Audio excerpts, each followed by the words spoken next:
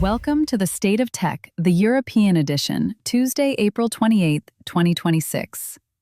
I'm Samantha Lawrence. And I'm Bob Russell. Today, China blocks Meta's acquisition of AI startup Manus. A Taiwan court hands down a 10-year sentence over TSMC trade secret theft. OpenAI and Microsoft tear up their exclusivity deal. Anthropic finds AI agent quality quietly tilts negotiations. Governments worldwide stall on scaling AI, according to KPMG. And Google Cloud Next 2026 puts AI into every corner of the cloud. Let's start with the Meta-Manus block. Beijing has officially blocked Meta's acquisition of the AI startup Manus. China's National Development and Reform Commission halted the deal after a regulatory review and reportedly ordered the parties to walk away. Meta agreed to buy Manus back in December for its AI agent technology. The company was founded in China, but is now headquartered in Singapore, and that ambiguity is exactly what made this transaction so politically charged. And there's a sharper edge to this.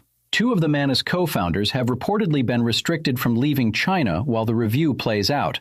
That's not a normal antitrust intervention, that's a national security signal. Meta says the transaction fully complied with applicable law and expects an appropriate resolution. But analysts read this as Beijing tightening control over the AI industry and slowing technology transfer westward. It also fits a pattern. Beijing wants AI talent and AI IP to stay inside China, even when the corporate vehicle has formally moved offshore.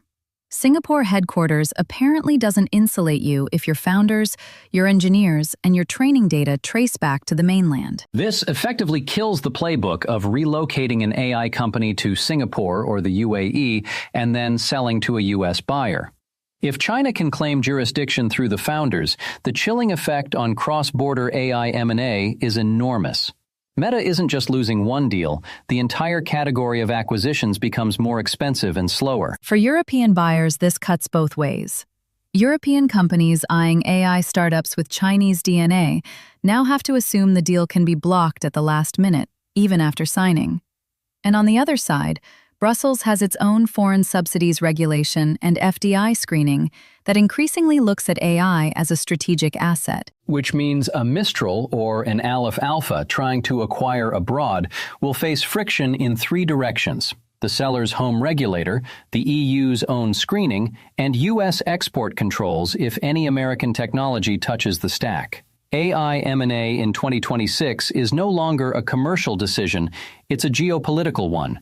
And European boards need legal teams that understand all three regimes before they even start drafting term sheets. Taipei has just delivered one of the toughest rulings yet under Taiwan's National Security Act. A former Tokyo Electron employee who previously worked at TSMC got 10 years in prison for stealing semiconductor trade secrets. The court found he used his TSMC connections after moving to the Japanese chip equipment maker to help Tokyo Electron land additional contracts. 10 years is significant. Trade secret cases in most jurisdictions get civil damages or short sentences. Taiwan is treating semiconductor IP the way other countries treat espionage, and that reflects how central TSMC has become to the global AI build-out. Every NVIDIA GPU, every advanced AI accelerator runs through TSMC fabs. Protecting that process knowledge is now a sovereign priority. And the AI boom is the backdrop here. Demand for advanced nodes has exploded, which means the value of leaked process recipes has exploded too. A few documents about extreme ultraviolet lithography integration can save a competitor years of R&D and billions in spending. Taiwan is essentially saying, if you take that, we will treat you as a threat to the state. The bottom line is that the legal perimeter around chip technology is hardening fast. Japan, the US, the Netherlands, and now Taiwan are all aligning their laws and enforcement around the same idea. Leading-edge semiconductors are critical infrastructure. For Europe, this hits very close to home. ASML in Veldhoven sits at the same choke point, extreme ultraviolet lithography. The Netherlands has already tightened export controls, and ASML has dealt with multiple IP theft cases over the past years. This Taiwan ruling gives European prosecutors a reference point for how seriously to take similar cases. It also raises questions about employee mobility within the European chip ecosystem. IMEC in Belgium, Infineon in Germany, ST Microelectronics, the EU Chips Act ecosystem. All of them need clear contractual and legal frameworks for what engineers can take with them when they switch jobs. The principle that walking out with knowledge can become a criminal matter, not just a civil one, is now firmly established. Quick interruption. If you listen to The State of Tech regularly, hit that like button and subscribe. That way, you'll never miss an episode. Okay, moving on. OpenAI and Microsoft have reportedly ended the exclusivity rights that define their partnership for years. OpenAI's models, previously locked to Microsoft Azure, can now be distributed on other major cloud platforms. Microsoft keeps access to the models through 2032, but it loses the exclusive distribution moat that gave Azure such a competitive edge. This is a structural change in the AI cloud market. Azure's pitch to enterprises was essentially, if you want GPT-class models, you come to us. That pitch is gone. OpenAI can now go to AWS, to Google Cloud, to Oracle, and to sovereign European clouds if it wants. Microsoft pivots from exclusive partner to one customer among many, although a very large one. And it explains why Microsoft has spent the last year diversifying. Heavy investments in their own MAI models, the Inflection team, custom silicon, partnerships with Anthropic. They saw this coming. The relationship has been visibly strained since OpenAI's governance crisis, and both sides clearly wanted optionality. For enterprise buyers, this is good news. The AI procurement conversation stops being about which cloud has the best model and starts being about price, latency, data residency, and governance. That's a healthier market. For Europe, this could be transformative. OVH Cloud, Ionos, Scaleway, the Gaia X ecosystem, these players have struggled to offer frontier AI because the models lived behind Azure's wall. If OpenAI is genuinely willing to license to European providers under EU data residency terms, the sovereign cloud conversation suddenly has real substance. There's also a regulatory upside. The EU AI Act and the Data Act both push toward portability and avoiding lock-in. An OpenAI that distributes more broadly fits that policy direction much better than the Azure exclusive model.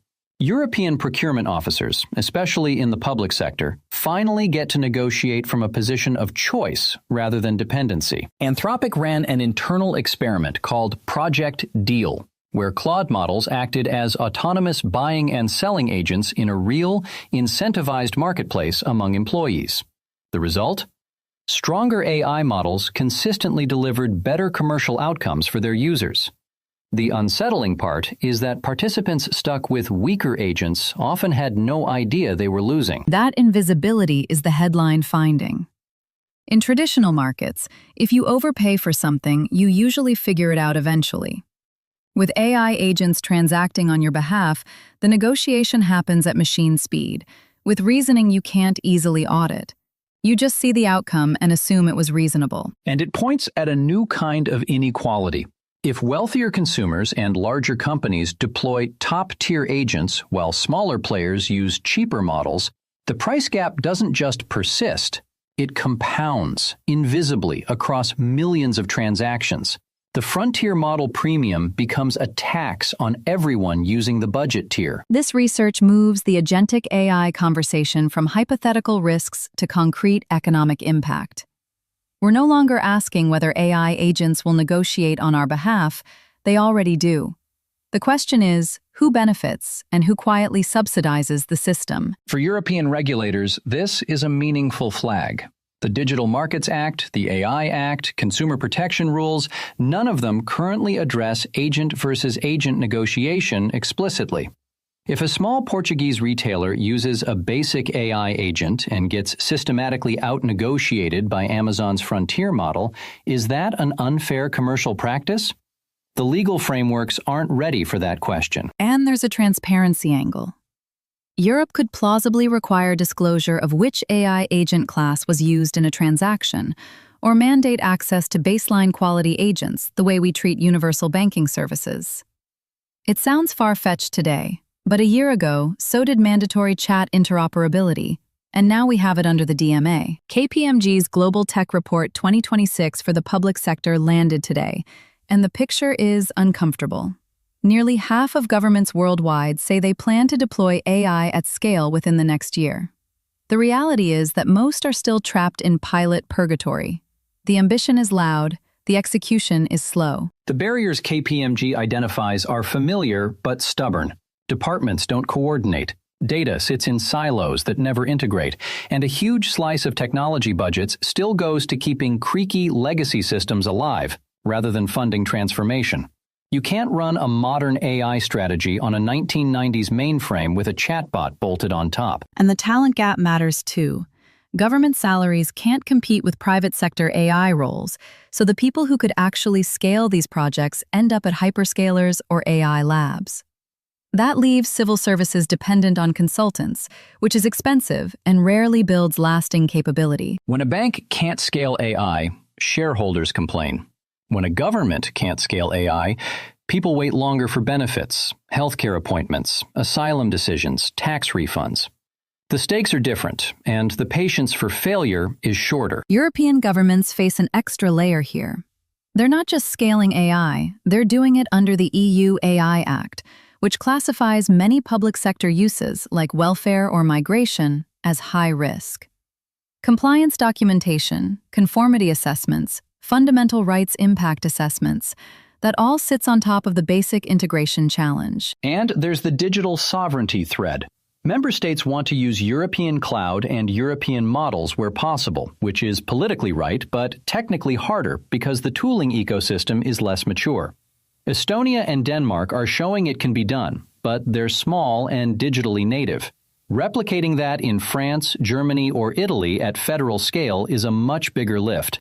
And the KPMG numbers suggest most governments are nowhere near ready. And to close on something a bit more fun, Google Cloud Next 2026 happened, and Google basically said, AI everywhere, all the time, in every product. The headline announcement is the 8th generation of Tensor chips, now split into 2 flavors, one optimized for inference and one for training. That split alone promises significant efficiency gains. They also rebranded Vertex AI to the Gemini Enterprise Agent Platform, which is a mouthful but tells you exactly where Google's heart is. Everything is now an agent. Build agents, manage agents, secure agents, deploy agents. There were also new AI security agents announced, basically autonomous defenders watching your cloud environment. My favorite detail is the chip split. Google admitting that training and inference have such different requirements that you need different silicon is a quiet acknowledgement that the AI workload landscape has matured. Inference is now the bigger market by volume, training is bigger by intensity, and one chip can't do both well anymore. And the renaming is not just marketing. When you call your platform an enterprise agent platform, you're telling developers that single-shot AI calls are yesterday's design pattern. Multi-step, tool-using autonomous agents are the new default, and the tooling needs to reflect that. For European customers, Google Cloud has been making real efforts on data residency, with EU sovereign cloud offerings via partners like T-Systems. The new agent platform will need to demonstrate it works within those boundaries, particularly for regulated industries like finance and healthcare. Combine this with the OpenAI Microsoft news from earlier and you see the pattern. The hyperscaler battle in 2026 is genuinely competitive again, and European buyers, for once, sit in a strong negotiating position. Wow moment of the day. AI agents are no longer a feature, they are the platform. And the cloud you knew last year is already obsolete. And on that note, that's our 6. Today we covered China blocking the Meta-Manus deal, the 10-year sentence in Taiwan over TSMC trade secrets, OpenAI and Microsoft ending exclusivity, Anthropic's findings on AI agent quality in negotiations, KPMG on governments struggling to scale AI, and Google Cloud Next 2026 putting AI into every layer of the cloud. Want to know more or react? Visit stateoftech.eu or email us at info@doorzetters.net. State of Tech, the tech world in 15 minutes.